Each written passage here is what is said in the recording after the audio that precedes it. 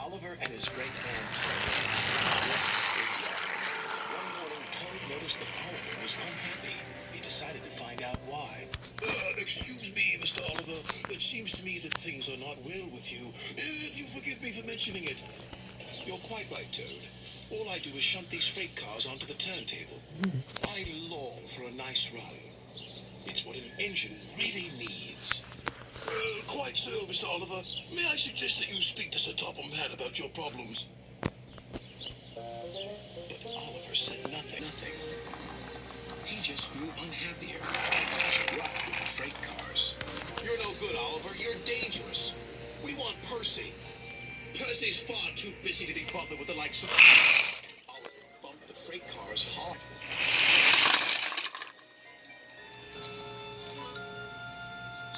You silly engine, shouted a workman. It'll take a long time to repair this turntable, which will cause confusion and delay. That night, Sir Topham Hatt arrived. Oliver, you have caused confusion. I thought you could control freight cars. You shall work the mail train for a while. Maybe the night air will clear your smoke box. Yes, sir. Sorry, sir, said Oliver sadly. Cheer up, old chap, said his driver. The mail train run is a grand run for a fine engine like you. Oliver smiled, but he still felt he had let everyone down. His driver took them along the coastal run with the mail train. Fresh air couldn't help but brighten Oliver's sense.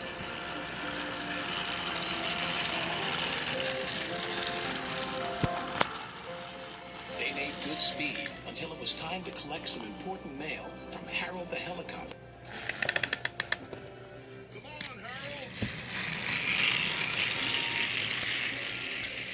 At last, Harold landed.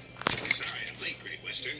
Had a bit of a problem with one of my arms. Kept letting me down when I was meant to be up. You know how it is. We know that we'll be late for our first run, replied Oliver's driver. Soon they were on their way again. Ahead was a red signal light. Oliver didn't realize that the signalman had dozed off. Oliver whistled several times, but the signal stayed red. There must be something wrong with that signal.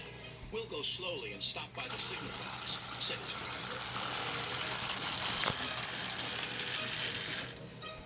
But they never reached it.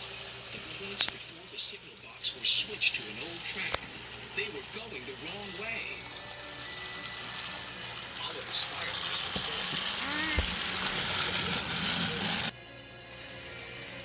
Instead, they saw an old station.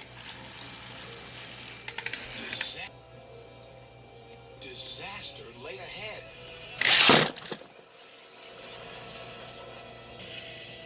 Mr. Oliver, are you alright? Ouch. Meanwhile, Sir Topham Hatt was worried. Oliver has not returned. We'll send out a search party. Soon he was high in the sky with Harold. There they are.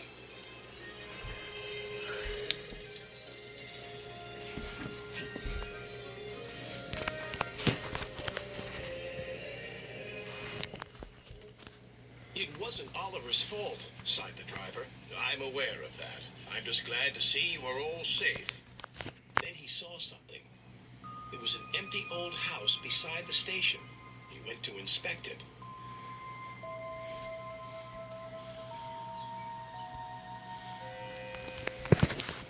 When he returned, he spoke to Oliver. You have found another attraction for our island. We'll make this house as good as new, and visitors can have tea and crumpets there.